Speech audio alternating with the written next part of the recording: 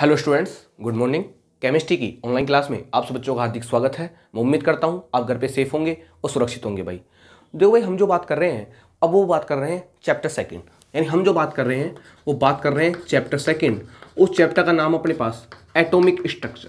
क्या नाम है भाई? Atomic structure. हिंदी में बात करें तो परमाणु संरचना। क्या बोलते हैं? परमाणु संरचना। इस चैप्टर की हम बात कर रहे हैं। मैंने आपको पिछले वाले लेक्चर में बताया था कि ये जो चैप्टर है वो अपने आप में काफ़ी इंपॉर्टेंट चैप्टर है, ये इंपॉर्टेंट टॉपिक है, क्योंकि इस चैप्टर में आप काफ़ी कुछ बातें एटम के बारे में सीखोगे, उसकी स्ट्रक्चर के बारे में सीखोगे, इलेक्ट्रॉन के बारे में सीखोगे, प्रोटॉन के बारे में सीखोगे, न्यूट्रॉन के बारे में सीखोगे, और भी कुछ बातें जो इस चैप्टर में काफ़ी इंपॉर्टेंट है वो आपको इस चैप्टर में सीखनी है। भाई मैंने आपसे पहले भी कहा था हमारे जो केमिस्ट्री के चैप्टर हैं वो आपस में एक दूसरे रिलेटेड है। अगर आपको पहला चैप्टर नहीं आता तो फिर आप सेकंड चैप्टर की तरह बात नहीं कर सकते। कुछ बातें हो जाएंगी, लेकिन ज़्यादा बात करने के लिए आपको पहले वाला चैप्टर तरीके से आना चाहिए। और मैंने आपको मोल कॉन्सेप्ट वेल डिजाइन आपको पढ़ाया है, तरीके से पढ़ाया है, ताकि आपको मोल कॉन्सेप्ट में शायद कोई प्रॉब्लम ना आए। ठीक है, अब जो हम बात करने वाले हैं वो बात करेंगे भाई परमाणु संरचना के बारे में। मैंने आपको पिछले वाले लेक्चर में बताया था परमाणु क्या था। भाई परमाणु क्या है? ऐसा कण जिसको आप आगे विभाजित नहीं कर सकते, यानी जिसे आप आगे तोड़ नहीं सकते, उस कण को बोला था हमने परमाणु। और ये बात कही थी सबसे पहले डेमोक्रिटस ने। डेमोक्रिटस ने कहा था कि परमाणु वह छोटे से छोटा कण है जिसको आप आगे विभाजित नहीं कर सकते। यानी सबसे छोटे से छोटा कण कौन था भाई? परमाणु। जब कब था ये? जब डेमोक्रिटस ने कहा था। डेमोक्रिटस ने कहा कि दुनिया में सबसे जो छोटे से छोटा कण होता है वो परमाणु होता है। लेकिन ऐसा नहीं था। छोटे से छोटा कण इलेक्ट्रॉन भी हो सकता है, प्रोटॉन भी हो सकता है, न्यूट्रॉन भी हो सकता है, लेकिन वो डिस्कवरी बात की थी। लेकिन सबसे पहले तो 400 ईसा पूर्व पहले डेमोक्रिटस ने कह दिया था कि दुनिया का जो सबसे छोटे से छोटा जो कण होगा वो कण अपने पास परमाणु होगा। और भी वैज्ञानिकों ने काम किए थे, लेकिन उनके पास कोई सैद्धांतिक कोई प्रायोगिक प्रूफ नहीं थे, इसलिए वो सिद्धांत सारे क्या हो गए भाई? फेल हो गए। और इस सिलसिले को बढ़ाते हुए सबसे पहले एटम के बारे में जिसने हमको जानकारी दी उस साइंटिस्ट का नाम अपने पास डाल्टन। क्या नाम है भाई उसका? डाल्टन। उसको बोलते हैं डाल्टन का परमाणु सिद्धांत। क्या बोलते हैं? डाल्टन का परमाणु सिद्धांत। क्या बोलते हैं भाई? डाल्टन का परमाणु सिद्धांत। ये इंग्लिश में बात करें तो Dalton atomic theory. Dalton's atomic theory लगभग 1803 से 1807 या 10 तक की घटना है। उस टाइम दी गई थी डाल्टन एटॉमिक थ्योरी। देखो सबसे पहले मैं बात करूं इस चैप्टर के बारे में, तो मैंने कहा था इस चैप्टर में हमको थोड़ा 4 पार्ट में पढ़ना है इसको। ये तो डिस्कवरी के बारे में पढ़ना है कि किस किस की डिस्कवरी, कौन कौन से वैज्ञानिक की, कब कब की और कैसे की। इसके अलावा हमको यहाँ पर रदरफोर्ड मॉडल की बात करनी है, हमको यहाँ पर बोर के मॉडल की बात करनी है, और यहाँ पर हमको क्वांटम मैकेनिकल मॉडल बात करनी है। किसके बारे में? एटम के बारे में। कि एटम के बारे में जो धारणाएं दी गई थी वो धारणाएं क्या थी और उन धारणाओं का आधार क्या था, और वो धारणाएं हमको एटम के बारे में क्या सिखाती हैं। काफी कुछ पढ़ना है हमको इसके बारे में। और ये जो चैप्टर है अपने आप में काफी इंटरेस्टेड है, क्योंकि अलग अलग मॉडल, अलग अलग साइंटिस्ट एटम के बारे में अलग अलग बातें करेंगे, और उन बातों को हमको सीखना है और समझना है। अगर मैं आपके एग्जाम की दृष्टि से बात करूं तो आपके एग्जाम में इसका थ्योरी वाला क्वेश्चन भी आता है और अपने पास न्यूमेरिकल वाला क्वेश्चन भी आता है। तो हम दोनों ही पार्ट को अटेम्प्ट करके चलेंगे। हमको थ्योरी वाला क्वेश्चन भी करना है और हमको न्यूमेरिकल वाले क्वेश्चन भी करने हैं। और मैं आपको एक्सरसाइज भी देता हूं, उससे आपके जो क्वेश्चन हो जाते हैं न्यूमेरिकल वाले वो तरीके से आप कर भी पाते हो और उनको सीख भी पाते हो। तो बिना बात किए हम अपने टॉपिक को स्टार्ट करते हैं। हम बात कर रहे हैं भाई परमाणु संरचना के बारे में, और उसमें जो सबसे पहले बात थी वो बात थी डाल्टन के परमाणु सिद्धांत की। सबसे पहले आपके एनसीईआरटी के अंदर ये लिखा हुआ है जॉन डाल्टन का परमाणु सिद्धांत। देखो मैं कहूंगा डेमोक्रिटस ने एक छोटी सी बात कही थी। क्या बात कही थी? कि परमाणु वे छोटा सा छोटा कण है जिसको आप आगे विभाजित नहीं कर सकते। बस ये कहकर वो छोड़ दिया था उसने। उसके पास इसका कोई प्रूफ नहीं था, कोई इसका प्रैक्टिकल नहीं किया था उसने तो जो मन में आया वो कह दिया। लेकिन सोचो इतने ईसा साल पहले उसको इस चीज के बारे में पता था। और आप अपने पुराने वेद और ग्रंथ देखोगे उसमें भी अणु और परमाणु के बारे में आपको काफी कुछ जानकारियां मिलेंगी। इसका मतलब तो ये हुआ कि हमारे जो पुराने जो इंडियन साइंटिस्ट है उनको अणु और परमाणु के बारे में पहले से काफी कुछ पता था, और अब डिस्कवरी हो रही है। और आप ये जान लो अभी तक भी जो डिस्कवरी हुई है वो एटम के बारे में केवल 5% हुई है, यानी 95% तो 95% भाग तो अभी बाकी है। अभी तक आप जितना एटम को जानते हो वो भाग ही कितना है भाई? 5%। मतलब अभी इतनी डिस्कवरी बाकी है, लेकिन हम इस 5% में काफी कुछ जान जाएंगे। और इस सिलसिले को बढ़ाते हुए सबसे पहले जो योगदान था वो सिद्धांत था भाई डाल्टन का परमाणु सिद्धांत। कौन सा सिद्धांत? Dalton's atomic theory. अब मैं इस डाल्टन के परमाणु सिद्धांत को आपको समझाना चाहता हूं कि डाल्टन का परमाणु सिद्धांत है क्या और डाल्टन के परमाणु सिद्धांत के मुख्य बिंदु क्या है। भाई आपके एग्जाम में कई बार क्वेश्चन आ जाता है कि डाल्टन के परमाणु सिद्धांत के मुख्य बिंदु लिखिए, तो आपको लिखने पड़ेंगे। आपको जानना पड़ेगा कि डाल्टन ने परमाणु के बारे में क्या क्या कहा था। और ये जो डाल्टन का परमाणु सिद्धांत है वो मैंने आपको मोल कॉन्सेप्ट में पढ़ाया था जब मैंने आइटम की बात की थी, बताया था आपको। फिर भी कोई बात नहीं, मैं आपको वापस समझाऊंगा, क्योंकि मैंने आपसे कहा था कि एटम को हमको एटॉमिक स्ट्रक्चर में तरीके से पढ़ना है। तो सबसे पहले बात करेंगे हम जॉन डाल्टन के परमाणु सिद्धांत की, कि जॉन डाल्टन का परमाणु सिद्धांत क्या है। तो देखो जॉन डाल्टन का जो पहला पॉइंट था, डाल्टन का जो पहला पॉइंट था वो पॉइंट ये था कि परमाणु या परमाणु रासायनिक अभिक्रिया में सम्मिलित होने वाला छोटे से छोटा कण होता है। परमाणु क्या है भाई? यह रासायनिक अभिक्रिया में, यह रासायनिक अभिक्रिया में सम्मिलित होने वाला, एक एक पॉइंट को ध्यान से देखना, यह रासायनिक अभिक्रिया में सम्मिलित होने वाला छोटे से छोटा कण है, छोटे से छोटा कण है जिसे आगे विभाजित नहीं किया जा सकता, जिसे आगे विभाजित नहीं किया जा सकता। पहला पॉइंट सुनो आप, पहला पॉइंट क्या कहा उसने? जो पॉइंट डेमोक्रिटस ने कहा था वो का वही पॉइंट किसने कह दिया भाई? डाल्टन ने। डाल्टन ने कहा कि एटम क्या है? परमाणु कुछ नहीं है, परमाणु किसी भी रासायनिक अभिक्रिया में सम्मिलित होने वाला वह छोटे से छोटा कण है जिसको आप आगे विभाजित नहीं कर सकते। यानी सबसे छोटे से छोटा कण होगा वो कण ही कौन सा होगा भाई? परमाणु। कौन होगा भाई? परमाणु। ये बात कही थी डाल्टन ने। ये बात कहकर ही डाल्टन अपने सिद्धांत को फेल कर गया भाई। उसने क्या कहा कि रासायनिक अभिक्रिया में सम्मिलित होने वाला छोटे से छोटा जो कण होता है वो कण क्या होता है भाई? परमाणु। लेकिन बाद में ऐसा देखा गया कि इससे छोटे कण भी होते हैं।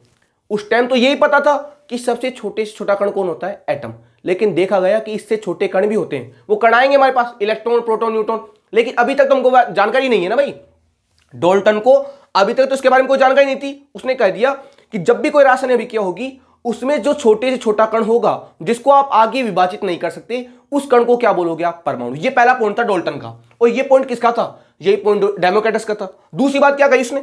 चलो, उसने कही कि जो समान तत्व होते हैं, जो सेम एलिमेंट होते हैं, उनके एटम सेम होते हैं और डिफरेंट एलिमेंट के एटम डिफरेंट होते हैं। मतलब क्या कहा?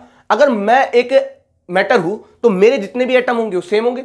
अगर आप एक मैटर हो तो आपके जितने भी एटम होंगे सेम होंगे। लेकिन अपन दोनों की जो आप मतलब अगर आपस में बात करें तो अपने बताओ एटम डिफरेंट होंगे नहीं होंगे? कहने का मतलब क्या है? जैसे मान लो अपने पास सोडियम है, अपने पास आयरन है। अब देखो कहना क्या चाहता है, उसने कहा कि समान तत्वों के जो परमाणु है समान होते हैं और भिन्न तत्वों के जो परमाणु होते हैं वो भिन्न भिन्न होते हैं। क्या कहना मतलब है? अगर आपके पास सोडियम है और अगर पास आयरन है तो सोडियम के जितने भी एटम होंगे, भाई सोडियम का टुकड़ा होगा, इसको आप तोड़ते जाओ तोड़ते जाओ तोड़ते जाओ, एक कण ऐसा आएगा जिसे आप आगे तोड़ नहीं सकते, और वो जो सबसे छोटे से छोटा जो कण होगा उसी कण को आप परमाणु कहोगे। इसने कह रहा है अगर आपके पास मान लो एक सोडियम एटम है और अगर आपके पास आयरन एटम है तो इसका जो सबसे छोटे से छोटा कण होगा या जितने भी सोडियम के एटम होंगे उनके जो एलिमेंट हो बिल्कुल सेम होंगे, और आयरन के भी क्या होंगे? सेम। मतलब इसके जितने भी एटम होंगे सेम होंगे, इसके भी जितने भी एटम होंगे सेम होंगे, लेकिन ये आपस में क्या होंगे? अलग अलग होंगे ना भाई, अलग अलग। ये सोडियम है, ये आयरन है। कल मैंने आपको एग्जाम्पल बताया था, अगर इसके एटम ही सेम हो जाते, सोचो अगर इन दोनों के एटम ही सेम हो जाते तो जो रिएक्शन ये देता वही रिएक्शन ये देता। कल मैंने आपको बताया था कि जब सोडियम वाटर के साथ रिएक्शन करता है, क्या बताया था मैंने आपको कि जब सोडियम पानी के साथ अभिक्रिया करता है तो आग पकड़ लेता है भाई, तुरंत फायर हो जाती है। लेकिन जब आयरन वाटर के साथ रिएक्शन करता है तो क्या लग जाती है भाई? जंग लग जाती है, रस्टिंग हो जाती है। क्या हो जाती है? रस्टिंग, जिसको बोलते हैं जंग लगना। क्या बोलते हैं हिंदी में? जंग लग जाती है। इसका मतलब क्या हुआ?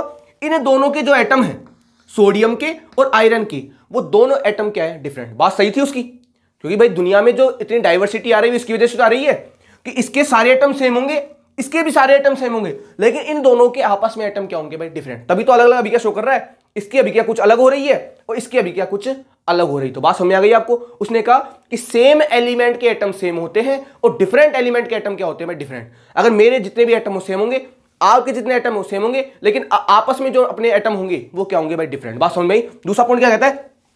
दूसरा पॉइंट सुना ध्यान से कि सेम एलिमेंट यानी समान तत्वों के परमाणु समान होते हैं, समान तत्वों के परमाणु समान होते हैं और भिन्न तत्वों के परमाणु भिन्न भिन्न होते हैं।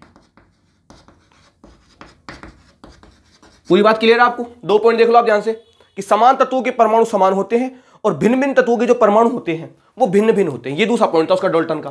बात क्लियर हो गई आपने?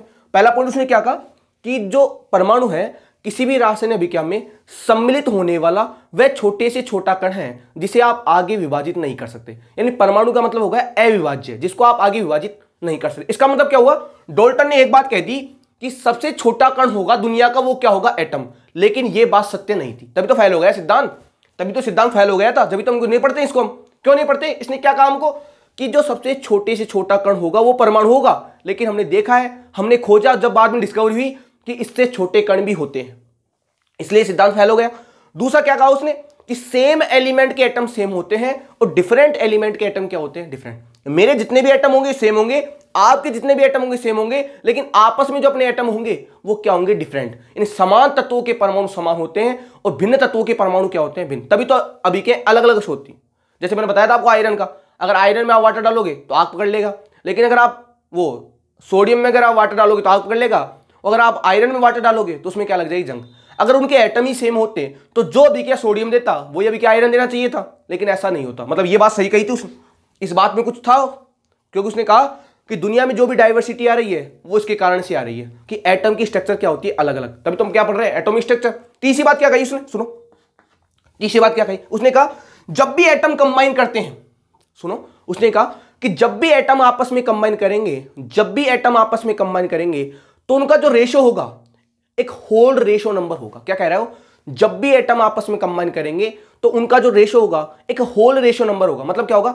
अगर मान लो किसी का एटम अपने पास ए है, किसी का एटम अपने पास बी है, अगर ये आपस में जुड़ेंगे तो या तो ये एक होना चाहिए या एक होना चाहिए, या अगर ये एक है तो ये अपने पास दो होना चाहिए, या तो इंटीजर मल्टीपल हो, या तो लगभग दो गुना हो, या सिंपल रेशो। ये नहीं हो सकता अगर इसका एक कर रहा है तो उसका आधा भी किया करेगा, ऐसा नहीं हो सकता। यानी कभी परमाणु आधे, पौन, ढाई ऐसे नहीं हो सकते। अगर इसका एक है तो इसका कम से कम तो एक आप लोग हैं, एक नहीं तो दो, तीन, चार, यानी एक होल रेशो नंबर आना चाहिए। यह बात कही किसने? डाल्टन ने। डाल्टन ने कहा जब भी परमाणु आपस में सहयोग करते हैं तो उनका जो अनुपात होता है एक सरल अनुपात होता है। क्या होता है? एक सिंपल रेशो। क्या होता है भाई? Simple ratio. सुनना बात ध्यान से, 3 पॉइंट सुन लो। पहला पॉइंट क्या था कि परमाणु किसी भी रासायनिक अभिक्रिया में सम्मिलित होने वाला वह छोटे से छोटा कण है जिसको आप आगे विभाजित नहीं कर सकते। दूसरी बात क्या गई? समान तत्वों के परमाणु समान होते हैं और भिन्न तत्वों के परमाणु क्या होते हैं? भिन्न भिन्न। बात समझ आ गई? तीसरी बात क्या कही इसने कि जब भी एटम आपस में जुड़ेंगे, जब भी एटम आपस में जुड़ेंगे तो उनका जो रेशो होगा एक सरल अनुपात होगा। ये नहीं होगा एक का एक ले लिया, दूसरे का डेढ़ ले लिया, आधा ले लिया, 3/4 लिया, ऐसा नहीं होगा। उनका कॉम्बिनेशन बिल्कुल फिक्स होगा, एक सिंपल होल रेशो नंबर होगा।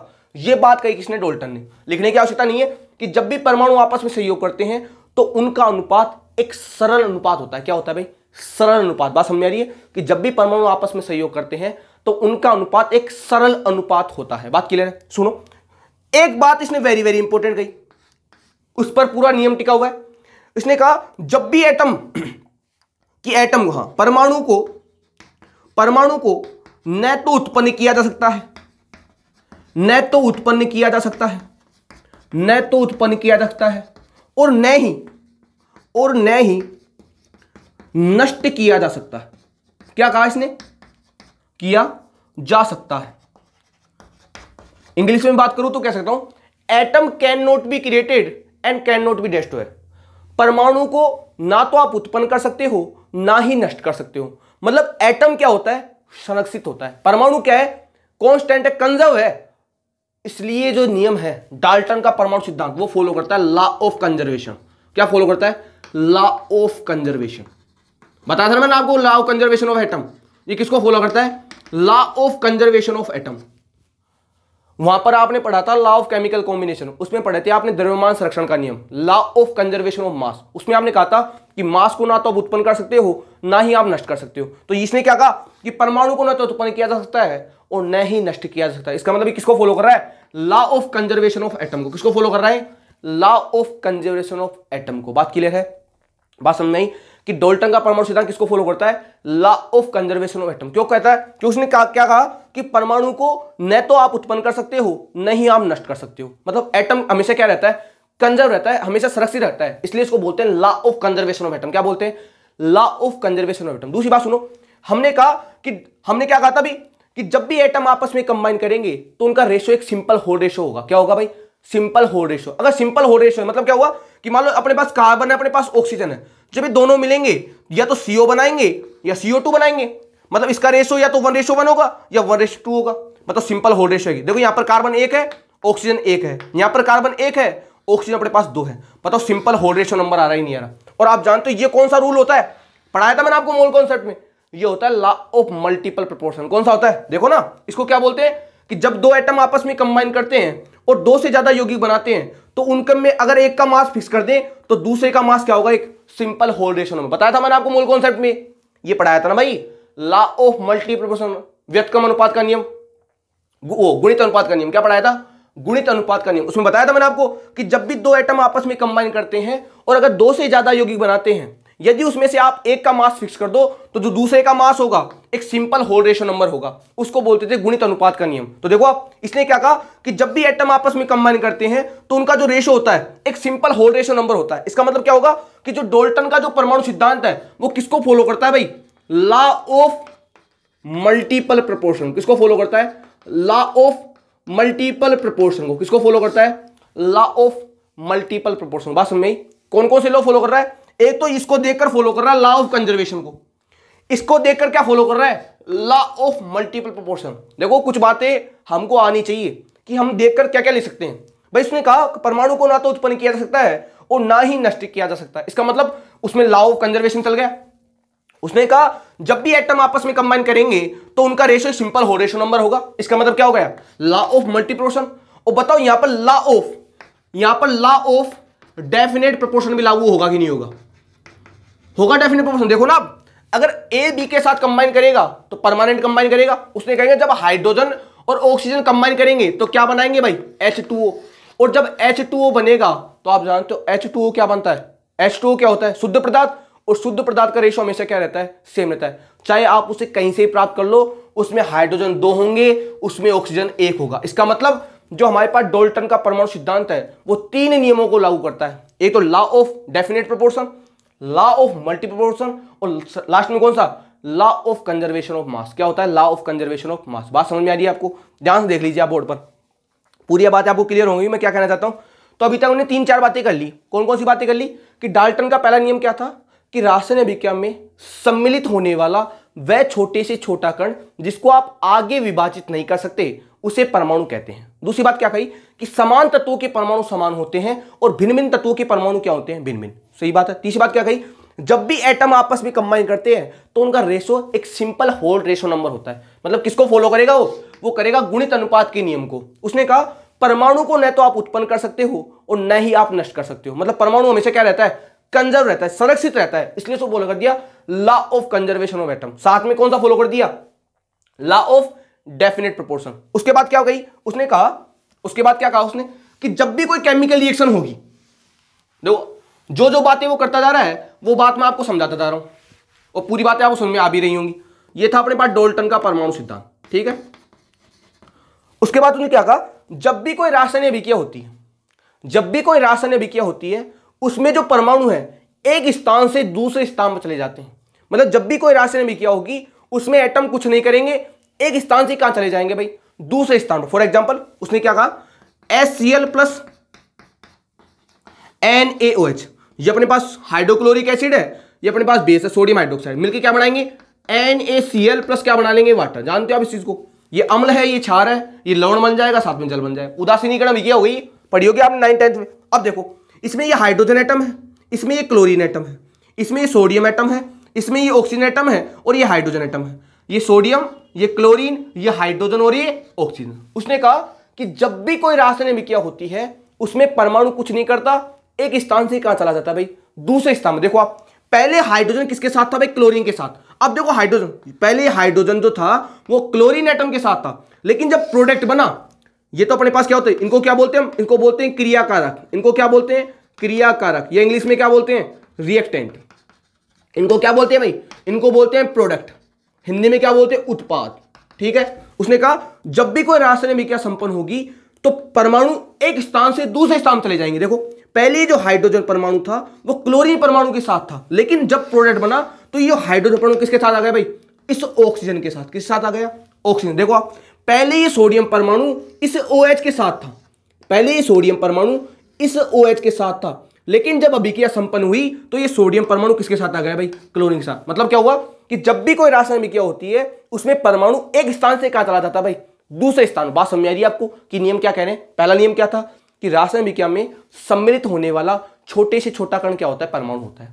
समान तत्वों के परमाणु समान होते हैं और भिन्न तत्वों के परमाणु क्या होते हैं? भिन्न होते हैं। परमाणु को ना तो आप उत्पन्न कर सकते हो ना ही आप नष्ट कर सकते हो। जब भी एटम आपस में जुड़ेंगे तो उनका रेशो एक सिंपल होल रेशो नंबर होगा। सही बात है। उसके बाद क्या कहा कि जब भी कोई रासायनिक अभिक्रिया होती है उसमें परमाणु एक स्थान से कहां चले जाते हैं भाई? दूसरे स्थान में। बात क्लियर? सबसे लास्ट में बात, और वो बात वेरी वेरी इंपॉर्टेंट है और उससे कॉम्पिटिशन के एग्जाम में एक बार क्वेश्चन पूछा हुआ था। सुनो ध्यान, वो बात काफी इंपॉर्टेंट है भाई, काफी नहीं, वेरी वेरी इंपॉर्टेंट है। वो बात अपने आप में एक इंटरेस्टेड बात थी। क्या थी? कि जब भी एटम आपस में कंबाइन करते हैं, सुना बात ध्यान से, कि जब भी परमाणु आपस में जुड़ेंगे, तो सुनो ध्यान से, जब भी परमाणु आपस में जुड़ेंगे तो अणु का निर्माण नहीं करेंगे। सुनो ध्यान से, आपने क्या पढ़ा है कि जब भी दो एटम आपस में जुड़ते हैं तो अणु का निर्माण हो जाता है। होता है, मना नहीं कर रहा, होता है। मैंने आपसे कहा था अणु का निर्माण होता है, लेकिन डाल्टन ने ऐसा नहीं कहा था। डाल्टन ने क्या कहा था कि जब भी, उसने क्या कहा था कि जब भी परमाणु आपस में संयोग करते हैं, यह बात काफी इंपॉर्टेंट है भाई, जब भी परमाणु आपस में संयोग करते हैं, जब भी परमाणु आपस में संयोग करते हैं तो कंपाउंड एटम, यौगिक परमाणु का निर्माण करते हैं। यह बात थी इंपॉर्टेंट। इसको इंग्लिश बोलते हैं कंपाउंड एटम। क्या बोलते हैं?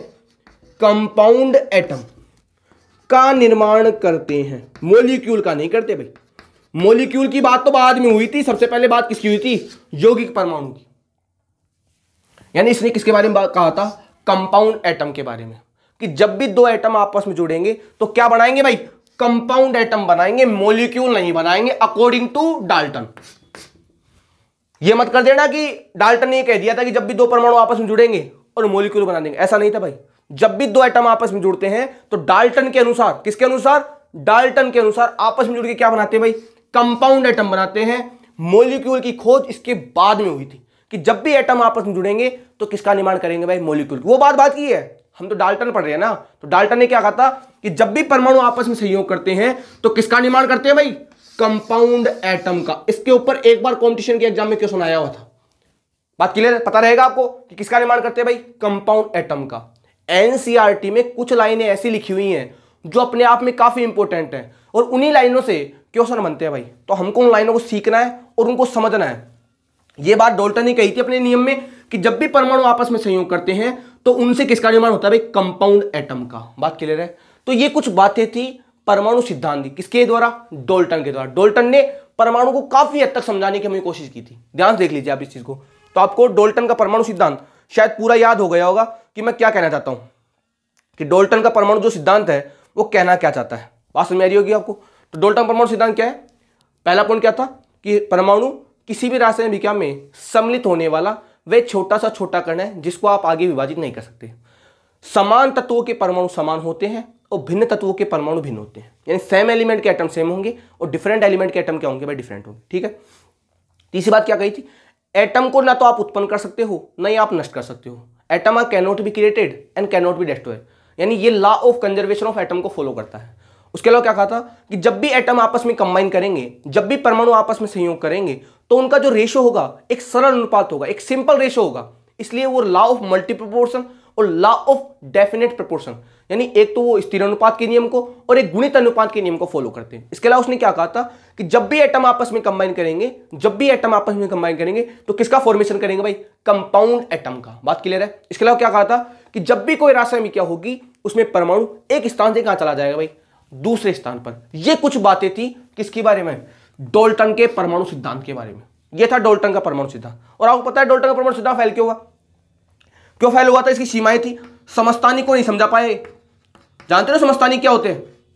समस्थानिक क्या होते हैं? जिनके परमाणु क्रमांक तो समान होते हैं और द्रव्यमान संख्या अलग होती है। आएंगे इसी चैप्टर में सब आ जाएंगे। इसके अलावा इसने वो बात गलत कह दी थी कि छोटे से छोटा कण क्या होता है? परमाणु। इससे छोटे कण भी पाए गए प्रकृति में, इसलिए ये सिद्धांत क्या होगा भाई? फेल। देखो सिद्धांत की, हर सिद्धांत की अपनी एक कुछ सीमाएं हैं, लेकिन सिद्धांत अपने आप में काफी इंपॉर्टेंट थे, क्योंकि सोचो जिस टाइम परमाणु के बारे में कोई जानता भी नहीं था, उस टाइम डाल्टन ने इतनी सारी बातें इस परमाणु के बारे में हमको बता दी थी। तो अपने आप में काफी इंटरेस्टिंग काम था ये, अपने आप में काफी बड़ा कदम था केमिस्ट्री की तरफ, कि जिस समय कोई ना तो उपकरण थे, ना कोई प्रयोग थी, कोई लैबें थी, उस टाइम इस डाल्टन ने काफी बातें हमको परमाणु के बारे में बताई थी, और उनमें से कई बातें हम आज भी फॉलो करते हैं। बात क्लियर है? बात समझ आई? तो डाल्टन का परमाणु सिद्धांत अपने आप में काफी इंपॉर्टेंट सिद्धांत है। यह अलग बात है कि सिद्धांत फेल हो गया, वो अपनी कुछ लिमिटेशन थी इसकी, लेकिन आप ये सोचो जिस समय डाल्टन ने अपना परमाणु सिद्धांत दिया था, उस टाइम ना तो कोई लेबोरेटरी थी, ना कोई प्रैक्टिकल लैबें थी, ना कोई उपकरण थे अच्छे वाले। उस टाइम भी इसने बिना सोचे समझे काफी कुछ बातें हमको परमाणु के बारे में बताई, जिसको हम आज भी फॉलो कर रहे हैं। बात क्लियर है? आज के लिए इतना ही। अगले वाले लेक्चर में हम बात करेंगे डिस्कवरी की, कि किस किस साइंटिस्ट ने कौन सी खोज की और कौन से सन में की। कई बार क्या है, एक एक लाइन में क्वेश्चन आ जाता है कि न्यूट्रॉन की खोज किसने की थी, प्रोटॉन की खोज किसने की थी, इलेक्ट्रॉन की खोज किसने की थी, इलेक्ट्रॉन में चार्ज किसने निकाला था, बोर का मॉडल किसने दिया था, हाइजेनबर्ग का अनिश्चितता सिद्धांत, मतलब काफी कुछ बातें डिस्कवरी के बारे में बातें करनी है, और उन डिस्कवरी को हम तरीके से पढ़ते चले जाएंगे, और ये टॉपिक जो है अपने आप में काफी इंटरेस्टेड हो चल जाएगा। देखेंगे हम। आज के लिए इतना ही। धन्यवाद।